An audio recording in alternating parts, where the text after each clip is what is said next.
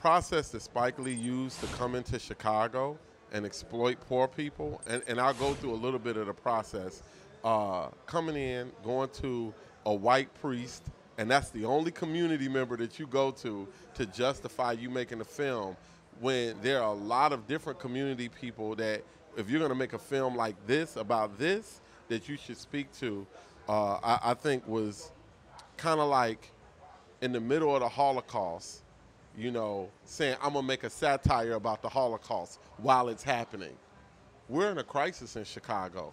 You can't satirize the crisis while it's happening. That's never been done. And it makes a mockery of the crisis at the expense of cheap laughs, right? So when you tell people like, man, I'm going to put you in the movie as an extra or whatever, but you don't have no Chicago writers on this film, so the voice of it is not even authentic to the city. Spike Lee came to Chicago with the intent of hijacking or appropriating the name Chi-Raq because he heard it and it sounded cool to him. He came to the city with the intent of making that movie and looked and found reasons to say it's okay because this person and that person said it was okay. But by and large, Chicagoans don't say it's okay. Spike Lee is big for critiquing the exploitation of blacks by whites, but what do we do when black people come and exploit themselves, exploit the poor?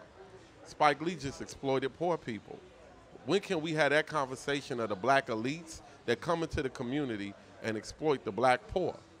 By the time this movie comes out, many of those extras that got $500 or whatever to be in the movie gonna be dead, or might be dead. Spike Lee gonna be counting the money. Why do we got Chi-Raq hats? Who you at war with, Spike? You ain't from here. There are no Chicago writers, no authentic voice. We supposed to believe that Nick Cannon is a gangster from Chicago? We supposed to believe that? Yo, man, at the end of the day, as black people, we got to stop playing ourselves and letting other people play us. You know what I'm saying? Russell Simmons, when he exploits black people with a rush card and give black people all these undue fees and all this shit, and then their money just disappear. When Spike Lee come to Chicago and be like, I'm gonna make Chi-Raq the movie because this white priest said I could.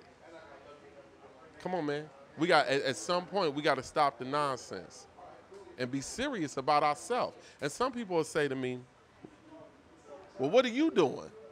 How you gonna say no, Spike Lee, what are you doing? Well, we have a program called Donda's House where I teach creative writing to young people in Chicago. Come to Chicago and speak to the 14 through 24-year-olds, over 200 of them in the last 2 years that I've been in class with, taking time with teaching as I tour, as I do things in the community. Some people may say, well, what do you want Spike to do? I want Spike to create a film school in Chicago. Don't just exploit us for money. Come to Chicago and set up a grant for young people that want to learn how to make movies and tell their own stories. Not let you tell an inauthentic, disingenuous story about us. Set up something sustainable. You know what I mean? Like, so Spike Lee doesn't only owe Chicago an apology, he owes the black race an apology for being a traitor, for money. Spike Lee is looking at Lee Daniels, he mad at Tyler Perry, and he thought that there was a timeline on integrity, and there isn't. Empower other people, you know what I'm saying? Don't just try to take something from another rapper. You know, the term Chi-Raq was created by an artist named King Louis from Chicago. Does he get royalties on your movie? I mean, you did take his thing. No. But furthermore, I mean, the process, but furthermore, don't joke about a crisis in the middle of the crisis. Now, Spike says there's a difference between comedy and satire. My nigga, if it's laughs, either way it's wrong. Don't try to confuse poor people again with words. You ain't that smart, really. And the last few movies ain't really been that good. So it's kind of like, let's be real about what's really going on. I feel sorry for the people that got caught up being in that movie. They were tricked. But Spike Lee need his hood pass removed and he need to apologize. Look, let me tell you something. When people come and they start bringing money and the promises of validation and fame, they have very little trouble, because one thing that we want in these communities that are in despair is we want an opportunity.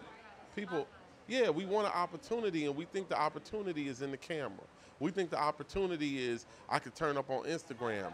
We don't understand that sometimes opportunity is in collectivism, collaboration, working together.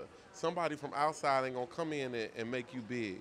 We can make each other big though. You know what I mean? And so um, there was a lot of controversy around it. There are a lot of people speaking out, but now that people see those two trailers, they know.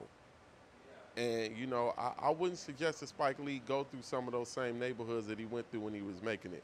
Not now.